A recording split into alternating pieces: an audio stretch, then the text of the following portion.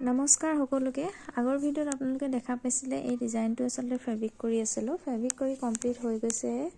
আৰু এয়া এফালে ষ্টোন আৰু পাথৰ এনেকৈ লগাই পুৰা ডিজাইনটো কমপ্লিট হৈ গৈছে পিছে কাপোৰযোৰ মোৰ কমপ্লিট হোৱা গৈ নাই আৰু অলপ কাম বাকি আছে মই আপোনালোকক অকল ডিজাইনটো দেখাইছো যে ফাইনেল লুক ফাইনেল ডিজাইনটোত কেনেকুৱা লাগিছে জনাব পুৰা ষ্টোন খুৱাই দিয়াৰ পিছত মোৰ হলে বহুতে মৰম লাগিছে আৰু বিশেষ কাপোৰযোৰ কমপ্লিট হলে আপোনালোকক দেখাম বাৰু আৰু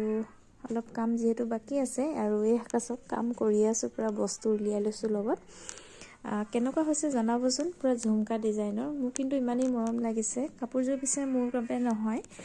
গোলাঘাটৰ এগৰাকী ভণ্টিয়ে বনাবলৈ দিছিলে সো বনাই আছো কিন্তু মোৰ ইমানেই মৰম লাগিছে মই নিজলৈও এজো বনাই লম নেকি এনেকৈ